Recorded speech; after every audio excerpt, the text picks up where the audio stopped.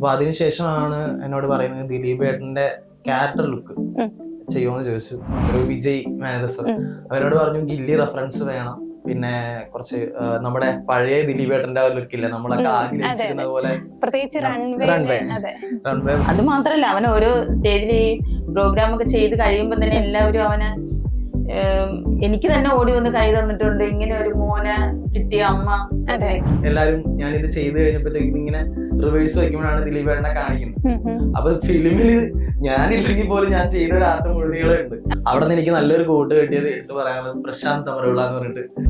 എന്നെ പെട്ടെന്ന് കാണുമ്പോഴത്തേക്ക് ഇവർക്ക് അറിയില്ലെങ്കിലും എന്റെ ആർട്ട് മനസ്സിലാവും. ഞാൻ ഇത് ചെയ്തിട്ട് ഇത് എറിഞ്ഞതും അത് ഭയങ്കര പിന്നെ 3 പ്രാവശ്യം കെട്ടിപ്പിടിച്ചാണ്. പക്ഷെ ഞാൻ ഒരിക്കലും പ്രതീക്ഷയില്ല ഇത്രയും ഹൈപ്പുള്ള ഒരു മൂവിയുടെ ഭാഗമാവാൻ പറ്റുമെന്ന്. പിന്നെ കേസായിരുന്ന സമയത്ത് ഞാൻ വീട്ടിൽ നിന്ന് പ്രാർത്ഥിച്ചിട്ടുണ്ട്. മെയിനായിട്ട് പറയുന്നത് ആ മൂവിയില് മണിച്ചാണ് മെയിനായിട്ട് മിസ് ചെയ്യും. ആ തിയേറ്ററിൽ ഏറ്റവും കൂടുതൽ ആൾക്കൂടി ഉണ്ടായിരുന്നതായിട്ട് ആ പാട്ട് വന്ന ടൈമിലായിരുന്നു. ഭയങ്കര ഒരു സങ്കടവും സന്തോഷവും എല്ലാം ഇങ്ങനെ ഒരുമിച്ച് വന്ന ഒരു ഇത്. എല്ലാരും ഭയങ്കര ഡാൻസും ഒക്കെ ആയിരുന്നു. രാജേന്ദ്രൻ രാജേന്ദ്രൻ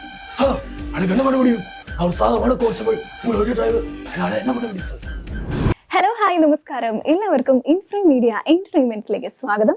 ഇന്ന് നമ്മളോടൊപ്പം കൂടി എത്തിയിട്ടുള്ളത് ഒരു 2 സ്പെഷ്യൽ ഗസ്റ്റ് ആണ് കേട്ടോ.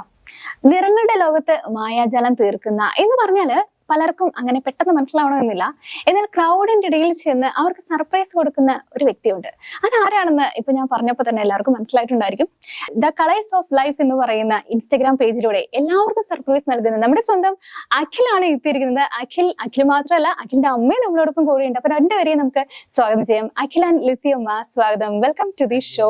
ഏറ്റവും പുതിയ 2 പേരുടെ വിശേഷം എന്താണെന്ന് ചോദിച്ചു കഴിഞ്ഞാൽ ബബ്ബബ്ബ ആയിരിക്കും അല്ലെ. എങ്ങനെയാണ് ബബ്ബബ്ബയിലേക്ക് അഖിൽ എത്തിയത്? എന്നെ ആക്ച്വലി എന്റെ വീഡിയോസ് കണ്ടിട്ട് അതിന്റെ ആർട്ട് ഡയറക്ടർ നിമേഷ് സാറാണ് വിളിക്കുന്നത്. സാർ വിളിച്ചിട്ട് ഇങ്ങനെ റിവേഴ്സ് പെയിന്റിംഗ് ആണ് ഞാൻ മെയിൻ ആയിട്ട് ചെയ്യുന്നത്. അപ്പൊ എന്നോട് ഫസ്റ്റ് പറഞ്ഞു ഫിലിമിലൊരു ചെറിയൊരു സീക്വൻസ് ഇങ്ങനെ ചെയ്യണം, റിവേഴ്സ് പെയിന്റിങ് ചെയ്യുന്ന ഒരു ഇതുണ്ട്, കൈകളുകൊണ്ടൊക്കെ വരയ്ക്കും. അപ്പൊ അത് കണ്ടിട്ട് ഇങ്ങനെ പറഞ്ഞു. അപ്പൊ അതിനുശേഷമാണ് എന്നോട് പറയുന്നത് ദിലീപ് ഏട്ടന്റെ ക്യാരക്ടർ ലുക്ക് ചെയ്യുമെന്ന് ചോദിച്ചു. എനിക്ക് എക്സ്പീരിയൻസ് അങ്ങനെ ക്യാരക്ടർ ലുക്ക് ഒന്നും വരച്ച് ഫിലിമിലൊന്നും വരച്ചിട്ട് അങ്ങനെ എക്സ്പീരിയൻസ് ഇല്ല. ഞാൻ ശ്രമിക്കാം എന്ന് പറഞ്ഞു. അപ്പൊ അവര് കുറച്ച് റെഫറൻസ് തന്നു. അതാണ് നമുക്ക് ഓൾറെഡി ഇപ്പൊ എല്ലാരും വെച്ചിരിക്കുന്ന നമ്മുടെ ഗില്ലിലെ വണ്ടിയും കാര്യങ്ങളൊക്കെ അതിനകത്ത് കാണിക്കുന്നുണ്ട്. ഒരു വിജയ് മാനേജർ അവരോട് പറഞ്ഞു ഗില്ലി റെഫറൻസ് വേണം, പിന്നെ കുറച്ച് നമ്മുടെ പഴയ ദിലീപ് ഏട്ടന്റെ ലുക്കില്ല നമ്മളൊക്കെ ആഗ്രഹിച്ചിരുന്ന പോലെ റൺവേ പോലെയുള്ള ആ ഒരു ഹെയർ സ്റ്റൈല്, ആ ഒരു ലുക്ക് വരണമെന്ന് പറഞ്ഞു. അപ്പൊ അങ്ങനെ ജീപ്പിലിരിക്കുന്ന പിന്നെ അതുപോലെയുള്ള കുറച്ച് ക്യാരക്ടറിന്റെ ഇത് പറഞ്ഞു തന്നു എനിക്ക്. അപ്പം ഇപ്പോഴത്തെ ദിലീപ് ഏട്ടനെ വെച്ചിട്ട് ഞാൻ ഒരു സ്കെച്ച് തയ്യാറാക്കി അവർക്ക് കൊടുത്തു. അവർക്ക് ഇഷ്ടമായി. അത് ഫിലിമിലേക്ക് എൻട്രി ആയി. അമ്മയ്ക്ക് എന്താണ് ഇപ്പൊ തോന്നുന്നത് മകനെ കുറിച്ച് ഓർക്കുമ്പോൾ? അമ്മയ്ക്ക് മകനെ കുറിച്ച് ഇപ്പം ഭയങ്കര സന്തോഷമാണ്. അവനിങ്ങനെ എത്തിക്കഴിഞ്ഞതിന് ശേഷമാണ് പല സ്റ്റേജുകളിലും എല്ലായിടും പോകാനൊക്കെ എനിക്ക് എത്തിപ്പെട്ടുണ്ട്. ഇങ്ങനെ എനിക്ക് ഭയങ്കര സന്തോഷം, ഭയങ്കര ഹാപ്പിയാണ്. മോൻ ഇങ്ങനെയൊക്കെ ഇവിടം വരെ എത്തുമെന്നുള്ളൊരു പ്രതീക്ഷ പോലും എനിക്കില്ലായിരുന്നു. പക്ഷെ അവനെ പ്രോത്സാഹിപ്പിച്ച് ഇവിടം വരെയൊക്കെ എത്തിച്ചു. അപ്പൊ അതിൽ ഞാൻ വളരെയേറെ സന്തോഷിക്കുന്നു. ഇപ്പൊ മകന്റെ പേര് തിയേറ്ററിലൊക്കെ എഴുതി കാണിക്കുക എന്ന് പറയുന്നത് ഒരു അമ്മയെ സംബന്ധിച്ചിടത്തോളം വലിയൊരു കാര്യം തന്നെയാണ്. എങ്ങനെയാണ് ആ മൊമെന്റ്സ് ഒക്കെ അമ്മ ഇങ്ങനെ ഫേസ് ചെയ്യാൻ പോകുന്നത്? ഭയങ്കര സന്തോഷമൊക്കെ ആയിരിക്കില്ലേ? സന്തോഷമായിരിക്കും. ഞാൻ പോയില്ലല്ലോ, ഇനി ആ ചെന്ന് കാണുമ്പോഴാണ് അതിന്റെ. അത് മാത്രല്ല, അവൻ ഓരോ സ്റ്റേജിൽ ഈ പ്രോഗ്രാം ഒക്കെ ചെയ്ത് കഴിയുമ്പോ തന്നെ എല്ലാവരും അവനെ എനിക്ക് തന്നെ ഓടി വന്ന് കൈ തന്നിട്ടുണ്ട്, ഇങ്ങനെ ഒരു മോനെ കിട്ടിയ അമ്മ അങ്ങനെയൊക്കെ പറഞ്ഞ്. നമുക്ക് ഇതൊക്കെ കേൾക്കാനെല്ലാം ഭയങ്കര ആഗ്രഹം. മോനെ ഇത്ര ഇതൊക്കെ ആകുമ്പോ ഒരു അമ്മക്ക് കിട്ടുന്ന ഏറ്റവും വലിയ സന്തോഷമാണ്. അങ്ങനെ നിൽക്കുമ്പോ പല പ്രാവശ്യം എന്റെ കണ്ണുവരെ നിറഞ്ഞു പോയിട്ടുണ്ട്. ഓരോരുത്തർ ഇങ്ങനെ പറയുമ്പോഴൊക്കെ എനിക്ക് ഭയങ്കരമായിട്ട് വിഷമം. സന്തോഷത്തിന്റെ ആണത്. പക്ഷെ എന്തോ അവൻ ഇവിടം വരെ എത്തിച്ചെന്തായാലും ഒത്തിരി അവനിൽ നിന്ന് തന്നെ ഞാൻ ഇത്രത്തോളം എല്ലാ സ്ഥലങ്ങളിലും എത്തപ്പെടാനും ഒത്തിരി പേരെ കാണാനും പരിചയപ്പെടാനും ഇതിനെയൊക്കെ ഞാൻ പോയിട്ടുണ്ടായിരുന്നു. അതിനൊക്കെ ഞാൻ പോയിട്ടുണ്ട്. അതെ, ഇപ്പൊ സിനിമയിലേക്ക് ചെന്ന ടൈമില് അവിടെ ദിലീപേട്ടനൊക്കെ ആയിട്ട് കോണ്ടാക്ട് വെക്കാനായിട്ട് സാധിച്ചിരുന്നോ? ഇല്ല, ഞാൻ ചെല്ലുന്ന സമയത്ത് ആളില്ലായിരുന്നു. അപ്പൊ ഞാൻ ചെല്ലുന്ന സമയത്ത് ആക്ച്വലി നമ്മുടെ സാൻഡി മാസ്റ്റർ, തമിഴിലെ നമ്മുടെ സാൻഡി മാസ്റ്റർ ഉണ്ടായിരുന്നു ടൈമിൽ തന്നെ. പിന്നെ കുറച്ച് ജൂനിയർ ആർട്ടിസ്റ്റുമാര് കൂടുതൽ തമിഴ് ബേസ് ചെയ്തിട്ട് അവിടെ നിന്ന് തന്നെയായിരുന്നു ആൾക്കാർ. കോയമ്പത്തൂർ വെച്ചിട്ടായിരുന്നു. അപ്പൊ അവിടുത്തെ ആൾക്കാരും പിന്നെ മിനി സിയാസൻ ആ ചേട്ടൻ ഉണ്ടായിരുന്നു, വിനീതൻ ഉണ്ടായിരുന്നു, സാൻഡി മാസ്റ്റർ. മെയിൻ ആയിട്ട് ഇവർ രണ്ടുപേരാണ്. പിന്നെ കുറച്ച് ജൂനിയർ ആർട്ടിസ്റ്റ് യൂട്യൂബിൽ നിന്ന് തന്നെ അത്യാവശ്യം കോമഡിയിൽ നിന്നൊക്കെ കയറി വന്ന യൂത്ത് കുറച്ച് ആൾക്കാരുണ്ട്. എനിക്ക് പേര് കേട്ടിട്ട് അറിയില്ല, കുറച്ച് ആൾക്കാരൊക്കെ ഉണ്ടായിരുന്നു. അങ്ങനെ നല്ലൊരു എക്സ്പീരിയൻസ് ആയിരുന്നു. ആ ടൈമില് എല്ലാരും ഞാനിത് ചെയ്ത് കഴിഞ്ഞപ്പോഴത്തേക്കും ഇങ്ങനെ റിവേഴ്സ് വെക്കുമ്പോഴാണ് ദിലീപേട്ടനെ കാണിക്കുന്നത്. അപ്പൊ ഫിലിമില് ഞാനില്ലെങ്കിൽ പോലും ഞാൻ ചെയ്ത ഒരു ആർട്ട് മുഴുവനുകളുണ്ട്. കാരണം ആ CBI ഓഫീസില് ഇതാണ് ലുക്കൗട്ട് നോട്ടീസ് ആയിട്ട് വെച്ചിരിക്കുന്നത്. ബാലുചേട്ടനാണ് അത് വരയ്ക്കുന്നതായിട്ട് കാണിച്ചിരിക്കുന്നത്. ആ ടൈമില് ഞാനാണ് അത് പറഞ്ഞു കൊടുത്ത് ചെയ്തത്. അപ്പൊ ഭയങ്കര സന്തോഷം. എന്തെങ്കിലും ആ ലൊക്കേഷനിൽ ഉണ്ടായ വിശേഷങ്ങൾ, അങ്ങനത്തെ ലൊക്കേഷനില് ഞാൻ ചെന്നപ്പോഴേ ആദ്യം തന്നെ ആളുകൾക്ക് മനസ്സിലായില്ലെങ്കിലും നിമേഷ് സാർ ആർട്ട് ഡയറക്ടറിനെ കൊണ്ട് ആദ്യം നമ്മുടെ ഡയറക്ടറെ പരിചയപ്പെടുത്തുമായിരുന്നു. ഡയറക്ടർ എന്ന് പറഞ്ഞാൽ നമ്മുടെ വിനീതേട്ടന്റെ തന്നെ അസിസ്റ്റന്റ് ഡയറക്ടറായിട്ട് നിന്ന DJ ധനുജൻ എന്ന് പറഞ്ഞിട്ട് ചേട്ടനാണ്. അവിടെ നിന്ന് എനിക്ക് നല്ലൊരു കൂട്ട് കിട്ടിയത് എടുത്തു പറയാനുള്ളത് പ്രശാന്ത് തമറുള്ള എന്ന് പറഞ്ഞിട്ട് നമ്മുടെ ആർട്ടിലൊക്കെ ഉള്ള എല്ലാവർക്കും അത്യാവശ്യം അറിയാം. നമ്മുടെ പ്രണമോഹൻലാലായിട്ടൊക്കെ അത്യാവശ്യം നല്ല ചങ്കാണ്. അപ്പൊ ചേട്ടന്റെ കോണ്ടാക്ട് കിട്ടിയത് എനിക്ക് വലിയൊരു സന്തോഷം. കാരണം ഒരുപാട് എനിക്ക് ഹെൽപ്പ് ചെയ്തിട്ടുണ്ട്. ഒരുപാട് കാര്യങ്ങൾ എനിക്ക് പറഞ്ഞു തന്നു. ഫിലിമിനെ കുറിച്ചിട്ടാണെങ്കിലും അല്ലാതെ കുറെ എക്സ്പീരിയൻസ് ചേട്ടൻ ഷെയർ ചെയ്തു. ഞങ്ങൾ വീട്ടിലൊക്കെ പോയി ഭയങ്കര ഹാപ്പി ആയിരുന്നു. പിന്നെ തമിഴ് നാട്ടുകാരായത് തന്നെ എന്നെ പെട്ടെന്ന് കാണുമ്പോഴത്തേക്ക് ഇവർക്ക് അറിയില്ലെങ്കിലും എന്റെ ആർട്ട് മനസ്സിലാവും. അപ്പൊ ഇത് ഞാനാണെന്ന് അറിഞ്ഞപ്പോ ആദ്യത്തെ ഫസ്റ്റ് ഡേ ആരും അങ്ങനെ ഇല്ലായിരുന്നു. സെക്കൻഡ് ഡേ ഇത് കണ്ടപ്പോഴത്തേക്ക് ഞാനാണെന്ന് പറയുമ്പോ എല്ലാരും ഒന്ന് ഫോട്ടോ ഒക്കെ എടുത്ത് ഭയങ്കര നല്ലൊരു തീർച്ചയായിട്ടും. അതെ, നമ്മളെ കുറച്ച് പേര് പുറത്തിറങ്ങുമ്പോൾ തിരിച്ചറിയാന്ന് പറയുന്നതല്ലേ വലിയൊരു കാര്യം എന്ന് പറയുന്നത്. ഓക്കെ, ഇപ്പൊ അവിടെ ചെന്നിട്ട് മറക്കാൻ പറ്റാത്ത ഒരു ഓർമ്മ എന്താന്ന് പറഞ്ഞ എന്തായിരിക്കും പറയാ? അവിടെ ചെന്നിട്ട് മറക്കാൻ പറ്റാത്ത ഓർമ്മ എന്ന് പറഞ്ഞു കഴിഞ്ഞാല് ഞാൻ തിരിച്ചു വരുന്ന ദിവസം, അത് 3ാമത്തെ ദിവസം, ഞാൻ എന്റെ ഒരു സീക്വൻസ് കഴിഞ്ഞു. എന്നെ അതിനു വേണ്ടി മാത്രം, ആർട്ടിന് വേണ്ടി മാത്രമാണ്. അപ്പൊ അന്ന് എന്നോട് ഞാൻ ജസ്റ്റ് ഒന്ന് റിക്വസ്റ്റ് ചെയ്തു. കാരണം സാൻഡി മാസ്റ്റർ തമിഴ് ഇൻഡസ്ട്രി ആയതുകൊണ്ട് അങ്ങനെ പെട്ടെന്ന് കാണുന്നത് പാടാണ്. അപ്പൊ ഞാൻ ഡാൻസ് ചെയ്യും. അപ്പൊ ആളുടെ ഡാൻസും ആളുടെ സ്റ്റുഡിയോ ഒക്കെ ഉണ്ട്. അപ്പൊ ആളുടെ ഫാനാണ് ഞാൻ ഓൾറെഡി, സാൻഡി മാസ്റ്ററെ. അപ്പൊ അവിടെ വെച്ച് കാണാൻ പറ്റുമെന്ന് എക്സ്പെക്ട് ചെയ്യില്ല. അപ്പൊ ഞാൻ ഇങ്ങനെ പ്രശാന്ത് തമരുള്ള ആ ചേട്ടനോട് പറഞ്ഞു, എനിക്ക് ഇവിടെ വെച്ച് സാറിനൊരു എന്റെ സാൻഡായിട്ട് സർപ്രൈസ് ചെയ്താൽ കൊള്ളാമെന്നുണ്ടായിരുന്നു. അപ്പൊ എല്ലാരും കോസ്റ്റ്യൂമിലൊക്കെ തന്നെ ആയതുകൊണ്ട് ആദ്യം പറ്റില്ല എന്നാ വിചാരിച്ചത്. പക്ഷെ ചേട്ടൻ പോയി സംസാരിച്ചു, എന്നോട് ചോദിച്ചു വിനീതേട്ടനെ സർപ്രൈസ് ചെയ്യണോ അതോ സാൻഡി മാസ്റ്റർ സർപ്രൈസ്. അപ്പൊ വിനീതേട്ടൻ എന്തായാലും നമുക്ക് ഇനിയും കാണാം. സാൻഡി മാസ്റ്റർ പിന്നെ കാണാൻ പറ്റില്ല, അറ്റ് ടൈം ഒരാളെ ചെയ്യാനുള്ള ടൈം ഉണ്ടായിരുന്നു. അപ്പൊ പറഞ്ഞ ഉടനെ തന്നെ ആള് ഭയങ്കര സിമ്പിൾ ആയിട്ട് ഒരു സർപ്രൈസ് ഉണ്ടെന്ന് മാത്രം പറഞ്ഞു. അപ്പൊ ക്രൂ മെമ്പേഴ്സ് എല്ലാവരും എന്നെ സപ്പോർട്ട് ചെയ്തു. ഡയറക്ടറും പിന്നെ നമ്മുടെ നൂറിൻ ഷെരീഫ് അവരാണല്ലോ എഴുതിയത്. നൂറിനും ഹസ്ബൻഡും അവരെല്ലാരും ഉണ്ടായിരുന്നു. അതിനുവേണ്ടി ഞാൻ ഇങ്ങനെ വരച്ചിട്ട് നമ്മുടെ ലിയോ മൂവിയിലെ ആള് വില്ലൻ വേഷമായിട്ട് വരുന്നില്ലേ, മറ്റേ ചോക്ലേറ്റ് കോഫി എന്ന് പറഞ്ഞിട്ട്. അപ്പൊ ആ ഒരു ഫിഗറാണ് ഞാൻ ചെയ്തത്. ഞാൻ ഇത് ചെയ്തിട്ട് ഇത് എറിഞ്ഞതും ആള് ഭയങ്കര പിന്നെ 3 പ്രാവശ്യം കെട്ടിപ്പിടിച്ചാണ്. ഇങ്ങനെ തന്നെ എന്റെ അടുത്ത് ഇങ്ങനെ നിൽപ്പുണ്ടായിരുന്നു. പക്ഷെ ഞാൻ അത് റിവീൽ ചെയ്തിട്ടില്ല. മൂവി അത് ആ കോസ്റ്റ്യൂം ആയതുകൊണ്ട് റിവീൽ ചെയ്തിട്ടില്ല. അപ്പൊ ഇനി അതില്ല. അതാണ് ആ സെറ്റിൽ മറക്കാനാവാത്തൊരു ഓർമ്മയെന്ന് പറഞ്ഞ സാൻഡി മാസ്റ്ററുമായിട്ടുള്ള ഒരു നിമിഷം. അതെ, അമ്മ ഇപ്പൊ മകൻ ഇത്രയും കാര്യങ്ങൾ പറഞ്ഞിരിക്കണം. അമ്മയ്ക്ക് എന്താ തോന്നുന്നത് മകനെ സംബന്ധിച്ചിടത്തോളം? അമ്മയ്ക്ക് അഭിമാനമുണ്ട്. അതെ, എല്ലാവരും പ്രതീക്ഷിക്കുന്ന അല്ലെങ്കിൽ ഒരു അമ്മ എന്ന നിലയിൽ കാണാൻ ആഗ്രഹിക്കുന്ന മക്കള് ഉയരങ്ങളിൽ എത്താനായിട്ട് ആഗ്രഹിക്കുന്ന അമ്മമാരാണല്ലോ. ഓക്കെ, ഈ ഒരു മൂവിയെ പറ്റി പറയുമ്പോ നമ്മളെ എല്ലാവരുമായിട്ട് റിവീൽ ചെയ്യാൻ അല്ലെങ്കിൽ എല്ലാവർക്കും സർപ്രൈസ് കൊടുക്കുന്ന ആളാണല്ലോ അഖില്. അപ്പൊ എന്താണ് ഈ മൂവിയെ കുറിച്ച് ഒരു സർപ്രൈസ് പൊളിക്കാനുള്ളത്? സർപ്രൈസ് പൊളിക്കാനൊന്നുമില്ല. സംഭവം ഇപ്പൊ ഈ നമ്മുടെ ഈ മലയാളികൾ അറിയാലോ, എല്ലാരും ഏത് മൂവി വന്നാലും അതിൽ നെഗറ്റീവ് പറയുന്നുണ്ടാവും, പോസിറ്റീവ് പറയുന്നുണ്ടാവും. അപ്പൊ അതിൽ കാര്യമില്ല. കാരണം ഇപ്പം പറയാന്ന് വെച്ച് കഴിഞ്ഞാൽ ഈ പടം എന്ന് പറഞ്ഞാൽ നമ്മളിപ്പോ ചിലവര് ഭയങ്കര സ്റ്റോറി ഉണ്ടെന്ന് പ്രതീക്ഷിച്ചിരുന്നവരുണ്ടാവും. അല്ലെങ്കിൽ അങ്ങനെ ഭയങ്കര ഹൈപ്പ് വെച്ചിട്ട് പറയാനാണെങ്കിൽ ഒരു ലോജിക്ക് നോക്കാതെ നമുക്ക് എന്റർടൈൻമെന്റ് ചെയ്യാൻ പറ്റുന്ന ഒരു മൂവിയാണ്. ലാലേട്ടൻ ഉണ്ട്.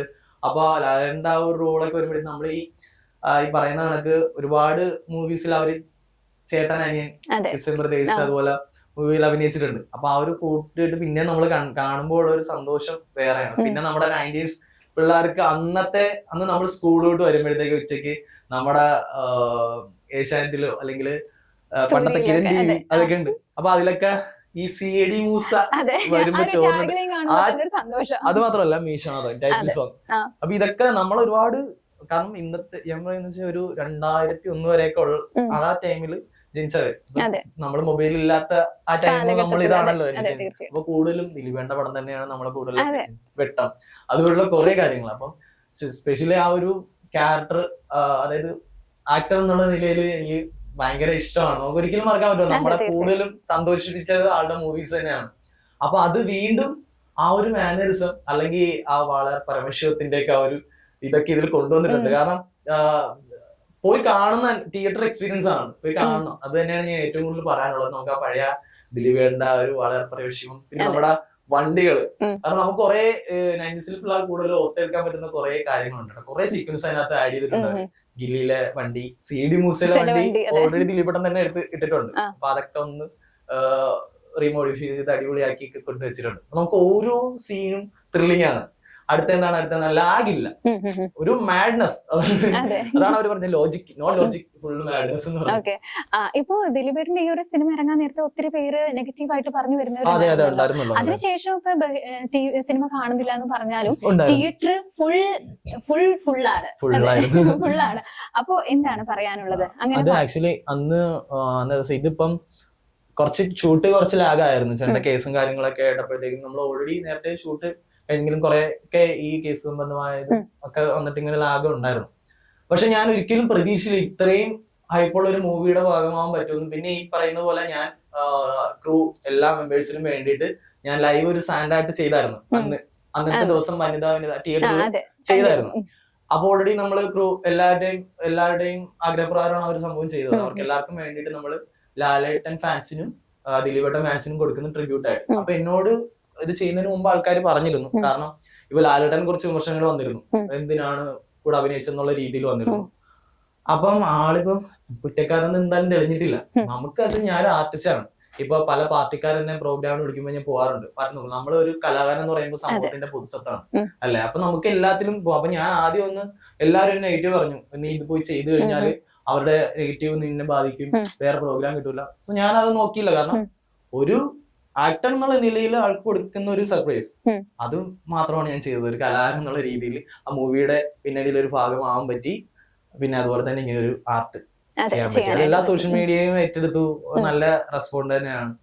സന്തോഷം. അതെ, ഇപ്പൊ സിനിമ കണ്ട് വന്ന ഫ്രണ്ട്സ് ഒക്കെ ഇല്ലേ, അവര് തന്റെ ആർട്ട് കണ്ടു കഴിഞ്ഞപ്പോ എന്താണ് വന്ന് പറഞ്ഞത്? എല്ലാരും മെൻഷൻ ചെയ്തായിരുന്നു കേട്ടോ. ഞാൻ ഓൾറെഡി ഇങ്ങനെ വലിയ സംഭവം ഞാൻ എന്നാലും പറഞ്ഞു വെച്ചിരുന്നു.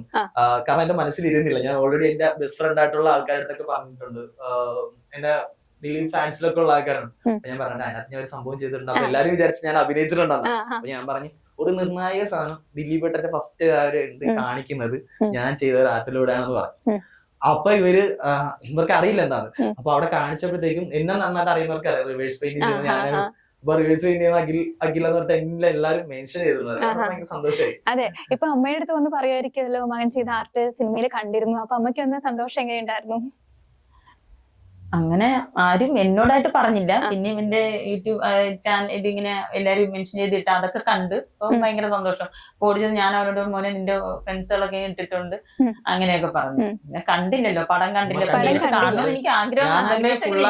ഇരിക്കാൻ പറ്റില്ല. കാരണം തുടങ്ങുന്ന ടൈമിൽ നമ്മളവിടെ നിന്ന് ഓടി പെട്ടെന്ന് എത്തിയപ്പോഴത്തേക്കും ഓൾറെഡി പടം തുടങ്ങിയിരുന്നു. കാരണം എനിക്ക് ഈ പ്രിപ്പറേഷൻ ഉള്ളതുകൊണ്ട് ഫുൾ ആയിട്ട് ഇരിക്കാൻ പറ്റില്ല. കാരണം ആളുകൾ ഇറങ്ങുന്നതിന് മുമ്പ് എനിക്കിത് തുടങ്ങണം. അപ്പൊ ലാസ്റ്റ് ക്ലൈമാക്സ് മുമ്പ് ഞാൻ ഇറങ്ങി. എനിക്ക് ഇനിയാണ് ഒന്നുകൂടി ഒരുമിച്ചിരുന്ന് കാണണം, അമ്മയെ പോയി കാണണം. അതെ, മൊമെന്റ് വലിയൊരു തീർച്ചയായിട്ടും. ഇപ്പൊ പ്രത്യേകിച്ച് എനിക്കാണെങ്കിൽ ദിലീപിനെ ഭയങ്കര ഇഷ്ടം. എനിക്ക് ഭയങ്കര ഇഷ്ടം. കാര്യം ഈ കേസായിരുന്ന സമയത്ത് തന്നെ ആയിരുന്നാലും ഞാൻ വീട്ടിലിരുന്ന് പ്രാർത്ഥിച്ചിട്ടുണ്ട്. അയ്യോ, ഒന്നും ഒരിക്കലും ഞാൻ വിശ്വസിക്കത്തില്ല അങ്ങനെ ചെയ്തിട്ടുണ്ട്. ഇപ്പോഴും വിശ്വസിക്കത്തില്ല. ആരെന്ത് നെഗറ്റീവ് എന്തോ പറഞ്ഞോട്ടെ, പക്ഷെ ഞാൻ ഇപ്പോഴും വിശ്വസിക്കുന്നില്ല. വിശ്വസിക്കാൻ പറ്റത്തില്ല. ആ ക്യാരക്ടർ വെച്ച് നോക്കുമ്പോൾ അതിന്റെ ജീവിതത്തിൽ തന്നെ യഥാർത്ഥമായിട്ട് അത് തന്നെയാന്ന് തോന്നിപ്പോകും. ഞാൻ ആലുവയില് ഒരു ഹോട്ടലില് പണ്ട് വാളാട്ടൊക്കെ ചേർന്ന് അന്ന് അൽസാജ് എന്ന് പറയുന്ന ഹോട്ടൽ, അവിടെ ഞാൻ എന്റെ തുടക്ക ടൈം വരയ്ക്കുന്ന ടൈമില് ഈ ഓട്ടോക്കാരാണെങ്കിലും അവർക്കല്ലേ ഇവരെ കൂടുതൽ അറിയാം. അപ്പൊ ദിലീപിന്റെ വീട് എവിടെയെന്ന് പറഞ്ഞിട്ട് ഞാൻ കാണാനൊക്കെ പോയിട്ടുണ്ട്. അപ്പൊ അതിന്റെ കുറച്ച് സ്റ്റോറിയൊക്കെ കേട്ടിട്ടുണ്ട്. പണ്ട് ഇങ്ങനെ കടത്തുകാരനായിട്ട് അവിടെ നിന്നിട്ട് ഇങ്ങനെ ഈ വീട് ആഗ്രഹിച്ചു. നമ്മുടെ ശിവന്റെ ശിവക്ഷേത്രം അതിന്റെ അടുത്തല്ല. അപ്പൊ അങ്ങനെ തന്നെ ഒരു വീട് വേണമെന്ന് ആ വീട് സ്വന്തമാക്കി. പിന്നെ ഹെൽപ്പ് അവിടുത്തെ നാട്ടുകാർ തന്നെ നല്ല 100 നാവാണ്. ആളെ പറ്റിയിട്ട് നല്ല വ്യക്തി എന്നുള്ള രീതിയിലാണ് കൂടുതൽ പേരും സംസാരിച്ചിട്ടുള്ളത്. ഞാൻ കേട്ടറിഞ്ഞ ദിലീപേട്ടൻ എന്ന് പറഞ്ഞു കഴിഞ്ഞാൽ, പിന്നെ ഈ മേക്കപ്പ് ആർട്ടിസ്റ്റ്, ഫിലിമിൽ തന്നെ മേക്കപ്പ് ആർട്ടിസ്റ്റ് പറയുമ്പോൾ ഭയങ്കര ഷാർപ്പ് ടൈമാണ് ആള്. കറക്റ്റ് ടൈമിൽ വരും, നിൽക്കും. ഭയങ്കര ഒരു ഇതാണ്. ഈ പറയുന്നത് പോലെ ഇപ്പൊ തന്നെ ഇപ്പം അതിജീവിത നമ്മള് ഓക്കെ ആൾക്ക് അതിന്റേതായ ഒരു നീതി ലഭിക്കണമെന്ന് നമ്മൾ ചിന്തിക്കുന്നതുകൊണ്ട് ദിലീപിന് വേണ്ടി പ്രാർത്ഥിക്കുന്നു. അത്ര തന്നെ. അതെ, തീർച്ചയായിട്ടും. അല്ലാതെ നമ്മള് കുറ്റക്കാരനാണെന്ന് തെളിയുന്നവരെ നമുക്കൊന്നും പറയാൻ പറ്റില്ല. നമ്മൾ ന്യൂസ് ചാനലിൽ രാവിലോട്ടേ വെച്ചിരിക്കുക, വെറുതെ വിട്ടു വരെ സമയം വരെ നോക്കിയിരുന്നു. ചുമ്മാ ആൾക്കാർ പറയുന്ന ആളെ മൂവി കാണണ്ട. കാരണം ഓൾറെഡി 8 വർഷത്തോളം ആൾക്ക് പല കാര്യങ്ങളും നമ്മുടെ മലയാള സിനിമയില് ആള് ചെയ്തു വെച്ച പല ക്യാരക്ടറും പല ഇൻഡസ്ട്രിയിലും വന്നിട്ടും ചെയ്യാത്ത ആൾക്കാരാണ്. അത്രയ്ക്ക് യൂണിക് ആയിട്ടുള്ള ഒരു കലാകാരനെ നഷ്ടപ്പെടരുതെന്ന് ഉള്ളൂ നമുക്ക്. ഭയങ്കരമായിട്ട് മണിച്ചേട്ടനെ മെയിൻ ആയിട്ട് പറയുന്ന ആ മൂവിയില് മണിച്ചേട്ടൻ ഭയങ്കരമായിട്ട് മിസ് ചെയ്യുന്നു. എനിക്ക് തോന്നുന്നു ആ പാട്ട് വന്നപ്പോഴത്തേക്കും ആ തിയേറ്ററില് ഏറ്റവും കൂടുതൽ ആൾക്കൂടി ഉണ്ടായിരുന്നു ആ ടൈം. ആ പാട്ട് വന്ന ടൈമിലായിരുന്നു ഭയങ്കര ഒരു സങ്കടവും സന്തോഷവും എല്ലാം ഇങ്ങനെ ഒരുമിച്ച് വന്ന ഒരു ഇത്. എല്ലാരും ഭയങ്കര ഡാൻസും ഒക്കെ ആയിരുന്നു. കണ്ടിങ്ങനെ അടങ്ങി ഒതുങ്ങി ഇരുന്ന് കാണാൻ പറ്റിയ ഒരു പടമല്ല. തീയാണ് ഇറങ്ങി കഴിഞ്ഞ തീയാണ്.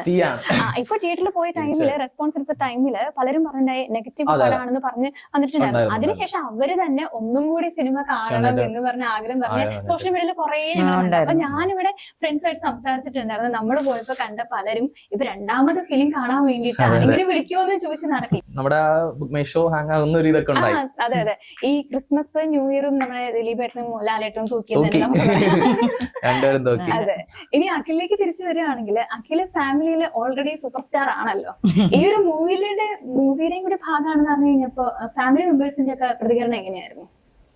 എല്ലാവർക്കും ഭയങ്കര ഇഷ്ടമാണ്. അല്ലെങ്കിൽ പൊതുവെ എല്ലാവരും സപ്പോർട്ടാണ്. മോള് മരുമോനായാലും കുഞ്ഞാവുണ്ട് അവനാ ഏറ്റവും മാമ എന്ന് പറഞ്ഞ് ഇങ്ങനെ നടക്കും. നിനക്ക് ആരാവണം ചോദിച്ചപ്പോ എനിക്ക് മാമനായ പോലെ ആയാൽ മതി എന്ന് പറയും. അങ്ങനെ മോള് മരുമോനും അച്ഛൻ ഒക്കെ സപ്പോർട്ടാ. എല്ലാത്തിനും ഒക്കെ നല്ല സപ്പോർട്ട്. തീർച്ചയായിട്ടും നമുക്ക് വേണ്ടിയിരിക്കേണ്ട ഒരു കാര്യമാണ് ഫാമിലി സപ്പോർട്ട് എന്ന് പറയുന്നത്. പിന്നെ എന്റെ അച്ഛൻ ആർട്ടിസ്റ്റ് ആണ്. കലാകാരൻ.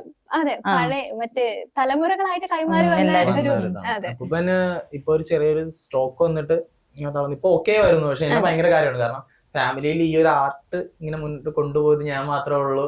അതുകൊണ്ട് എല്ലാവർക്കും ഭയങ്കര കാര്യമാണ്. കാരണം ആ സമയത്ത് ഇവർക്ക് സോഷ്യൽ മീഡിയ ഇല്ലല്ലോ. അന്ന് ഫ്ലെക്സിന് പകരം മതില് അപ്പൂന്റെ വരന്ന് അതൊരു ഭയങ്കര സംസാര വിഷയമായിരുന്നു കേട്ടോ. എല്ലാരും പറയുന്ന നമ്മളന്ന് കുഞ്ഞാണ്, എല്ലാരും പറഞ്ഞു കേട്ടിട്ടുള്ള അപ്പൂപ്പൻ വരച്ച പടങ്ങളൊക്കെ ഭയങ്കര. അന്ന് ഉദയ സ്റ്റുഡിയോ ഉണ്ട് ചാക്കോച്ചന്റെ, എന്റെ നേരെ ബാക്കിലാണ് ഞങ്ങളിപ്പോ താമസിക്കുന്നത്. അപ്പൊ ഇന്നില്ല, എല്ലാം പൊളിച്ചു. അപ്പൊ അന്ന സമയത്ത് ഹരിഹരൻ പിള്ള ഹാപ്പിയാണ് മോഹൻലാലിന്റെ മൂവിയൊക്കെ അപ്പൂപ്പൻ ആർട്ടിൽ ഉണ്ടായിരുന്നു, ചെയ്തിട്ടുണ്ട്. അപ്പൊ കുഞ്ഞിലെ അപ്പൂപ്പൻ വരയ്ക്കുന്നതൊക്കെ ഇങ്ങനെ നോക്കിയിരിക്കും. പിന്നെ അപ്പൂപ്പന്റെ നിന്ന് കിട്ടിയ കുറെ അറിവുകള്. കേരളത്തിൽ ഫസ്റ്റ് ഷട്ടറിൽ പോർട്രേറ്റ് വരയ്ക്കുന്ന അപ്പൂപ്പനാണ്. അങ്ങനെ ഷട്ടർ ജോസ് എന്നാണ് അറിയപ്പെടുന്നത്. ഷട്ടർ ജോസ് കൊല്ലത്തായിരുന്നു. കൊല്ലം ജോസ് എന്നും കളർ ഡ്രീം ജോസ് എന്നും ഒക്കെ വരും. കളർ മിക്സിങ് ഭയങ്കരമായിരുന്നു അന്നത്തെ ഒരു. അതെ, ഒരുപാട് രൂപങ്ങൾ ഉണ്ടാക്കി ഡൽഹി എക്സിബിഷൻ ഒക്കെ ചെയ്തിട്ടുണ്ട്. അപ്പൂന്റെ ശിഷ്യന്മാര് ഇപ്പൊ ഒരുപാട് പേര് ഉണ്ട്, നല്ല ആർട്ടിസ്റ്റുമാര്. അപ്പൊ അതൊക്കെ അതൊക്കെ കിട്ടിയതുകൊണ്ടായിരിക്കും. ഇപ്പൊ ഇൻസ്പിറേഷൻ എന്ന് പറയുന്നത് അപ്പൂപ്പൻ തന്നെയായിരിക്കും അല്ലേ? അവൻ ഇങ്ങനെയൊക്കെ ചെയ്യുമ്പോൾ അറിയും ഭയങ്കര ഇഷ്ടമാണ്. ഓരോ സ്ഥലത്തും ഇവൻ പറയുമ്പോഴും പറയും മോനെ എന്നെ കുറിച്ച് പറയുന്നുണ്ടല്ലോ എന്ന് കേൾക്കുമ്പോ അച്ഛന് ഭയങ്കരമായിട്ട്. അമ്മയും സൗരന്മാരും എല്ലാവരും ആർട്ടിസ്റ്റുമാർ, എല്ലാവരും വരപ്പുകാരൊക്കെയാണ്. എല്ലാവർക്കും അവനെ കുറിച്ച് അഭിമാനം തന്നെ പറയുമ്പോ. ഫാമിലിയിൽ എല്ലാവർക്കും, അനിയത്തിയായാലും അനിയത്തിന്റെ ഹസ്ബൻഡ് ആയിരുന്നാലും പിള്ളേരെല്ലാവരും മൊത്തം. എനിക്ക് തോന്നുന്നു പക്ഷെ ഏറ്റവും കൂടുതൽ ഇൻസ്റ്റഗ്രാം പേജിലൂടെ ആയിരിക്കും അഖില് ആർട്ട് മറ്റുള്ളവർക്ക് വേണ്ടി കാഴ്ചവെക്കുന്നത്. അതില് എല്ലാവരെയും സർപ്രൈസ് ചെയ്യുന്ന ഒരാളാണ്. ഈ സർപ്രൈസ് എന്ന് പറയുന്ന ഒരു കോൺസെപ്റ്റ് എന്ന് മുതലായിരിക്കും ഇങ്ങനെ ചെയ്ത ഞെട്ടിക്കാം എന്നൊരു സാധനം മനസ്സിലേക്ക് വരും? ആക്ച്വലി ഞാൻ ഫസ്റ്റ് ഫാഷൻ ഡിസൈൻ ആണ്. ഫാഷൻ ഡിസൈൻ ഞാൻ പഠിച്ചത് ഇവിടെ ഡ്രീം സോൺ എന്ന് പറഞ്ഞ് MG റോഡ് ഇവിടെ ഒരു ഇൻസ്റ്റിറ്റ്യൂട്ടിലായിരുന്നു. അപ്പോ നമ്മള് ട്രെയിനിലാണ് വരുന്നത്. നമ്മൾ ഡെയിലി ട്രെയിനിൽ വന്നു പോവാം. ആ ടൈമിൽ ഇങ്ങനെ യാത്രയിൽ ബോറടി മാറ്റാൻ വേണ്ടിയിട്ട് എനിക്ക് തോന്നുന്നു അന്ന് ഇങ്ങനെ ലൈവ് വരയ്ക്കുന്ന ആരും ഇല്ല. ഇപ്പൊ ഒരുപാട് പിള്ളേർ ലൈവ് ഇങ്ങനെ പെട്ടെന്ന് വരച്ചിട്ട് സ്കെച്ച് ചെയ്ത് കൊടുക്കൂലേ. അപ്പൊ ആ ടൈമിൽ ടിക്ടോക്ക് ഒക്കെ ഉണ്ടായിരുന്ന ആ ടൈമാണ്. അപ്പൊ ഈ യാത്ര ചെയ്യുന്ന സമയത്ത് ഞാൻ ഇങ്ങനെ ബോഗിയിൽ ഓരോ പലതരത്തിലുള്ള ആൾക്കാരാ. വീട്ടിൽ നിന്ന് എന്തെങ്കിലും വഴക്കിട്ട് വരുന്നവരുണ്ടാവാം, ജീവിതം മടുത്ത് വരുന്നവരുണ്ടാവാം, വിഷമിച്ച് വരുന്നവരുണ്ടാവാം. അപ്പൊ എന്റെ ഒരു വരയിൽ അവർ ആ മൂഡ് അങ്ങ് മാറുവാണ്. നമ്മളിത് പെട്ടെന്ന് കൊണ്ട് കാണിക്കുമ്പോൾ. അപ്പൊ എനിക്ക് നല്ല കമന്റുകളൊക്കെ ആയിരുന്നു യൂട്യൂബില്. അപ്പൊ ഇത് കണ്ടപ്പോ എനിക്ക് വീണ്ടും വീണ്ടും ആ ഒരു കിക്ക് കിട്ടി. അതായത് ഇത് ഭയങ്കര രസമാണല്ലോ, കമന്റുകളൊക്കെ അത്രയ്ക്ക് നല്ല കമന്റുകൾ വരാൻ തുടങ്ങി, ഇതുപോലെ ഇനി സർപ്രൈസ് ചെയ്യണം. അപ്പൊ അങ്ങനെ തുടങ്ങിയതാണ് ഞാൻ. ട്രാവലിംഗ് സ്കെച്ചിൽ നിന്നാണ് ഞാൻ തുടങ്ങുന്നത്. പിന്നെ ഞാനൊരു ഹിന്ദി ഒരു വീഡിയോ ഇങ്ങനെ സാൻഡായിട്ട് ചെയ്യുന്ന ഒരു വീഡിയോ ഉണ്ട്, ആകാശ് വിലായക് എന്ന് പറഞ്ഞിട്ട്, വിലാസ് നായകോ അങ്ങനെ ഒരു നെയിം. അപ്പൊ ആളാണ് കൂടുതൽ വേൾഡ് ഫേമസ് ആണ് ആള്. അപ്പൊ ആള് റിവേഴ്സ് പെയിന്റിംഗ് ഒക്കെ ചെയ്യും. അപ്പോ അതിൽ നിന്ന് എന്തെങ്കിലും ഒരു എന്റേതായ സിഗ്നേച്ചർ കൊണ്ടുപോകണം എന്ന് എനിക്ക് തോന്നി. ആളെ കോണ്ടാക്ട് ചെയ്യാൻ പറ്റില്ലല്ലോ. അപ്പൊ ഞാൻ ഇതിന്റെ ഗ്ലൂ വരയ്ക്കുന്ന മീഡിയം ഏതാണ്, അങ്ങനെ കുറെ എക്സ്പീരിയൻസ്, ഒരു 6 വർഷത്തെ എന്റെ ഒരു റിസർച്ച് നടത്തിയിട്ടാണ് ഞാൻ ഇതിന്റെ ത്രൂ ചെയ്യുന്ന പൊടി ഏതാണ് ബെറ്റർ, ക്യാൻവാസ് ഏതാണ് ബെറ്റർ, ഇതിന്റെ ഗം അത് ഏതാണ് ബെറ്റർ എന്നൊക്കെ ഇങ്ങനെ പറഞ്ഞ് ഇപ്പൊ ഒരു ലെവലിൽ കൊണ്ടുവച്ചു. ഇപ്പോഴും ഞാൻ അതിനെ കുറിച്ച് പഠിച്ചോണ്ടിരിക്കും, ഇനി എത്രത്തോളം ബെറ്റർ ആക്കാന്ന് പറഞ്ഞിട്ട്. അപ്പൊ അങ്ങനെ കിട്ടി. ഫസ്റ്റ് എന്റെ വേദി എന്ന് പറഞ്ഞ കോമഡി ഉത്സവമായിരുന്നു. അന്ന് പക്രു ചേട്ടനെ സർപ്രൈസ് ചെയ്തത്. അവിടെ നിന്നാണ് അതെന്നെ കൊണ്ടുപോകുന്നത്. എന്റെ ഈ ക്ലബ്, നമുക്ക് ഈ ടിക്ടോക്ക് ഉണ്ടായിരുന്ന സമയത്ത് തന്നെ ക്ലബ് ഹൗസ് എന്ന് പറഞ്ഞിട്ട് നമ്മുടെ കോവിഡ് വന്ന സമയത്ത് ഒരു ആപ്ലിക്കേഷൻ ഇറങ്ങിയായിരുന്നു. എല്ലാവരും അതിനകത്തായിരുന്നു, ഒരുപാട് കലാകാരന്മാർ വന്നു. അന്ന് ഞാൻ ചെറിയ മിമിക്രിയൊക്കെ ചെയ്യായിരുന്നു. അപ്പൊ ഞാനിങ്ങനെ ഡബ് ചെയ്ത് തുടങ്ങിയപ്പോ രാജേഷ് കടവന്ത്ര എന്ന് പറഞ്ഞ് ഇവിടെ നമ്മുടെ കേരളത്തിൽ തന്നെ ഏറ്റവും നല്ല സപ്പോർട്ടീവ് ആർട്ടിസ്റ്റ് ആണ്. അപ്പൊ ഈ യൂത്തന്മാരുടെ ശബ്ദം ആദ്യം എടുക്കുന്ന കലാകാരന്മാർ ഒരാളാണ് രാജേഷ് ചേട്ടൻ. നമ്മുടെ ഫാമിലി ഫ്രണ്ട് ആണ്. അപ്പം ചേട്ടൻ എന്ന് പറയുന്ന സ്വന്തം ചേട്ടനെ പോലെ അത് ഇന്ന് നമ്മൾ പരിചയമായതാണ്. അപ്പൊ ചേട്ടൻ അത് കഴിഞ്ഞപ്പോഴത്തേക്കും കോമഡി ഉത്സവം റീസ്റ്റാർട്ട് ചെയ്തപ്പോഴത്തേക്ക് ചേട്ടൻ ഗ്രൂമറായിട്ട് കയറി. അപ്പൊ നമ്മളെ പോലെ എന്നെ പോലെ തന്നെ കുറെ അനിയന്മാർ, കുറെ ആളുകൾക്ക് ചേട്ടൻ അവസരം കൊടുത്തു. അങ്ങനെയാണ് ഞാൻ ഈ സാൻഡായിട്ട് ഒരു ചാർട്ട് പേപ്പറിൽ ചെറുതായിട്ട് ചെയ്തു തുടങ്ങിയത്. അപ്പൊ ചേട്ടൻ പറഞ്ഞെങ്കിൽ നമുക്ക് അവിടെ ചെയ്യാം. കുറെ വെല്ലുവിളികൾ നേരിടേണ്ടി വന്നു ആ ഗ്രൂമിങ് സ്ഥലത്ത്. പക്ഷെ ഞാൻ എന്റെ വിൽപ്പോറോടെ തന്നെ നിന്ന് പ്രാർത്ഥിച്ച് ഇത് ചെയ്യണം എന്നുള്ള ഇരുന്നു. അങ്ങനെയാണ് വലിയ ബിഗ് സൈസിൽ റിവേഴ്സ് പെയിന്റ് ചെയ്ത് ഫസ്റ്റ് ടൈം ചെയ്യുന്നത് അവിടെയാണ്. ആ എക്സ്പീരിയൻസ് നമ്മൾ ടി വി കാണുന്നതിനേക്കാളും ഗംഭീരമായിരുന്ന ആ സ്പോട്ടിൽ എല്ലാവരും എഴുന്നേറ്റ് കഴിച്ചെങ്കിൽ നീ ഇവിടെ പറ. ആ സമയത്ത് എനിക്ക് മൈക്ക് പിടിക്കാൻ കൈ ഇങ്ങനെ പറയും. ഇന്ന് എടുത്ത് നല്ല രീതിയിൽ സംസാരിക്കുന്ന അന്ന് ഞാൻ ഇപ്പോഴും ഓർക്കുന്നുണ്ട്. ഭയങ്കരമായിട്ട് ഫോട്ടോ എടുക്കാൻ നിൽക്കുമ്പോൾ വരച്ചിട്ട് അപ്പൊ രചന ചേച്ചി ഇങ്ങനെ അഖിൽ കൂൾ എന്നൊക്കെ പറഞ്ഞിട്ട് എന്റെ അടുത്ത് ഇങ്ങനെ പറയുന്നുണ്ട്. ആ ഒരു എക്സ്പീരിയൻസ് ഒരിക്കലും മറക്കാൻ പറ്റില്ല. അവിടെ നിന്ന് തന്നെയാണ് തുടങ്ങിയത് ആ ഒരു പക്രുചേട്ടന്റെ ആ ഒരു സന്തോഷം, എല്ലാവരുടെ മനസ്സിൽ കണ്ണുകളിലുണ്ടായ ഒരു തിളക്കം.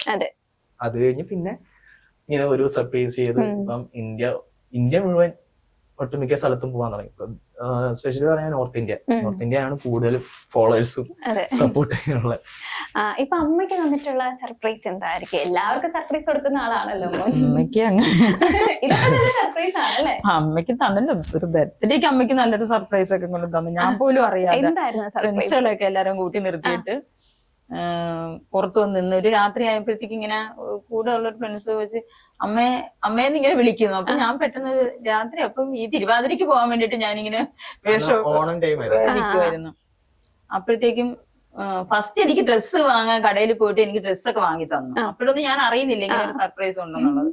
അപ്പോഴതൊക്കെ കഴിഞ്ഞിരുന്നു അമ്മേന്ന് വിളിച്ചു. ഞാൻ പറയുമ്പോ നല്ല ഇരുട്ടായിട്ടിരിക്കുക, ലൈറ്റ് ഇട്ടോടനെ തന്നെ പിള്ളേരങ്ങ് ഒക്കെ പൊട്ടിച്ച് ഭയങ്കര ബഹളമായിരുന്നു. അപ്പൊ അന്ന് സത്യത്തിൽ എന്റെ കണ്ണ് എനിക്ക് ഭയങ്കര ഹാപ്പി ആയിരുന്നു. അങ്ങനെ ഒരു സർപ്രൈസ് ഒക്കെ തന്നിട്ടുണ്ട് മോനെ.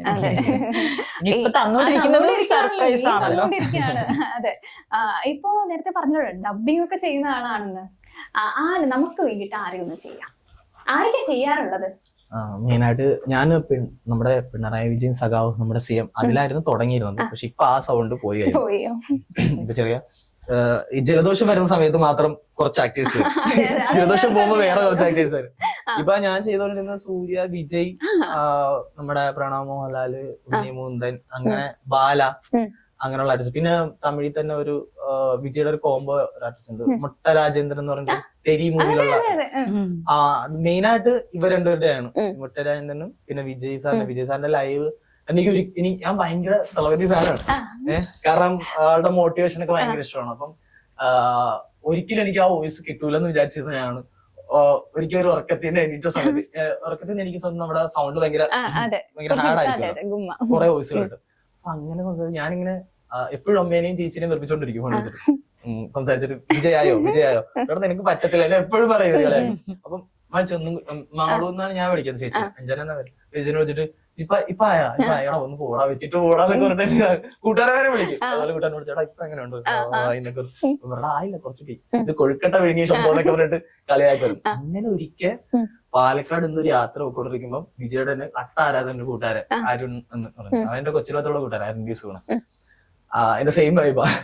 അപ്പൊ അവന്റെ മുമ്പിൽ ഞാൻ ബസ്സിൽ ഇങ്ങനെ സംസാരിച്ചു കറക്റ്റ് ആ വോയിസ് വന്നു. അപ്പൊ എനിക്ക് മനസ്സിലായത് എന്ത് നമ്മള് വിചാരിക്കുന്ന പ്രാക്ടീസിലൂടെ അത് ചെയ്യാൻ പറ്റും. പിന്നെ കുറെ നാളായിട്ട് ഞാൻ ഇപ്പൊ പ്രാക്ടീസ് ഒന്നും ഇല്ല, എന്നാലും ഒന്ന് ചെയ്യാം. അല്ല നമുക്ക് വിജയ് നോക്കാം അല്ലെ. ഇപ്പൊ വിജയ് സാറ് നമ്മുടെ ഈ ഒരു ഇന്റർവ്യൂല് ഉണ്ടെങ്കിൽ എങ്ങനെയായിരിക്കും ഓക്കെ എന്നുള്ളത്? ஹாய்ங்க ஸ்ரீபிரியா. Hi sir. ஹாய், எப்படி இருக்காங்க? நல்லா இருக்காங்களா? நல்லா இருக்குங்க. ஓகே. எந்த ஊர் மாணி? நான் வந்து எர்ணாகுளம். கொச்சியா? தெரியுங்க, கொச்சி நிறைய கேள்வி. ஏற்கனவே கேரளாவில் நண்பர்களை ரொம்ப பிடிக்குங்க, அவ்வளோ பாசம் வச்சிருக்காங்க எல்லாரும் மேல. அப்புறம் இங்க வந்ததுல ரொம்ப சந்தோஷங்க. இப்போ அரசியல இறங்கிட்டோம், அதோட கொஞ்சம் பிஸியா இருக்காங்க. மூவி எல்லாம் பார்த்துருவாங்க. எந்த மூவி லாஸ்ட் தேங்க்ஸ்மா. எந்த மூவி லாஸ்ட் பார்த்த நீ? லியோ மூவி. லியோவா? ஆமா. பிடிச்சிருந்தா? சூப்பரா இருக்கு. தேங்க்யூ. அப்போ உனக்காக ஒரு சின்ன மெசேஜ் கொடுக்குறாங்க. இப்போ நெக்ஸ்ட் இயர் வரப்போகுது. நம்ம செம்மையா வாழ்ந்து காட்டுனது தான் நம்ம வாழவே கூடான்னு நினைக்கிறவருக்கு நம்ம கொடுக்குற பெரிய kill them with your success, bury them with your smile. கேட்டீங்களா? எப்போதுமே பெரித்தனமா சிங்க பொண்ணு மாதிரி ஹாப்பியா இருக்கு. എനിക്ക് പറഞ്ഞിട്ടുണ്ടോ? അടുത്തത് വേറെ സൂര്യ സൂര്യ സാറ് ചെയ്ത ഈ സൂര്യൻ വിജയും ഒരുമിച്ച് ചെയ്യുന്നവര് ഭയങ്കര റയർ ആട്ടാ. കാരണം നമ്മുടെ ഈ കാസർഗോഡ് തിരുവനന്തപുരം പോലെ അത്രക്കും ഗ്യാപ്പ് ഉണ്ട്. വിജയ് സാർ എന്ന് പറയുമ്പോ ഇങ്ങനെ ഭയങ്കര സോഫ്റ്റ്. സൂര്യ സാർ എന്ന് പറയുമ്പോ ஹாய் கலருக்கு வணக்கம் சூர்யா, எப்படி இருக்க? நல்லா இருக்கீங்களா? ரொம்ப கண்டிப்பா இங்க வந்ததுல ரொம்ப சந்தோஷங்க. இதெல்லாம் பார்த்ததுல ஒரு இடம் சொல்ல தெரியலங்க. இன்டர்வியூஸ் எல்லாம் பாத்துறாங்க, ரொம்ப பெருமையா இருக்குங்க. தேங்க்யூ. பொதுவா இருக்கிற ஹாப்பியா பார்த்ததுல ஜோ மாதிரி இருக்குங்க. எப்போதும் ஹாப்பியா இருக்க, நல்லா அழகா இருக்குங்க. சாரிக்கு போட்டா நல்லா இருக்கு. ரொம்ப சந்தோஷம். கண்டிப்பா நெக்ஸ்ட் லெவல் போக ட்ரீம் எல்லாம் அதை அச்சீவ் பண்ணுங்க. Thanks girl, love you, bye. ഞാൻ വേണമെങ്കിൽ ഒരു ഇത് ചെയ്യാം, മൂവിയിലൊരു സീക്വൻസ് ചെയ്യാം. മറ്റേ രാജേന്ദ്രനും തെരി മൂവിയില് ബ്രിഡ്ജിന്റെ അവിടെ വെച്ചിട്ട് ഒരു സീൻ ഉണ്ടല്ലോ, ആളെ കൊന്നിട്ട് അതിന്റെ ഒരു സാധനം ചെയ്യാം. ചിലപ്പോ ഡയലോഗ് തരാൻ ചാൻസ് ഉണ്ട്. ராஜேந்திரன், எங்களெல்லாம் நம்ம என்ன பண்ணுங்க ராஜேந்திரன்? சார், எனக்கு என்ன பண்ண முடியும்? நான் ஒரு சாதாரண கான்ஸ்டபிள், உங்களுடைய டிரைவர், என்னால என்ன பண்ண முடியும் சார்? சரியா, இப்ப ஒரு சாதாரணமான ஆளியா அந்த கிரிமினல் உன் கையை மாட்டினா நீ என்ன பண்ணுவீங்க? சார், அவங்களை பிடிச்சி காய்களை உடைச்சு இந்த ரோட்ல அதை இந்த பிரிட்ஜு கிட்ட தலை கீழே தூக்கிடுவோம் சார். சரிங்க ராஜேந்திரன், கொஞ்சம் அந்த பிரிட்ஜை கீழே போய் பாருங்க. சார், சும்மா போய் பாருங்க. சார், பசிக்குது ராஜேந்திரன், கொஞ்சம் டிஃபன் சொல்லுங்க. அப்புறம் அந்த பொண்ணோட அந்த பையனோட அப்பா போன் போட்டு வர சொல்லுங்க.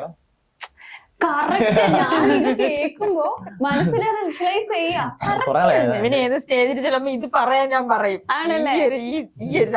രണ്ടു കൊല്ലം ഇപ്പൊ പറഞ്ഞു, ഭയങ്കര ഇഷ്ടമായി. അത് കേൾക്കുമ്പോ ഈ ബോക്സിലാകുമ്പോ ഇങ്ങനെ മുഴങ്ങി ഇങ്ങനെ കേൾക്കും.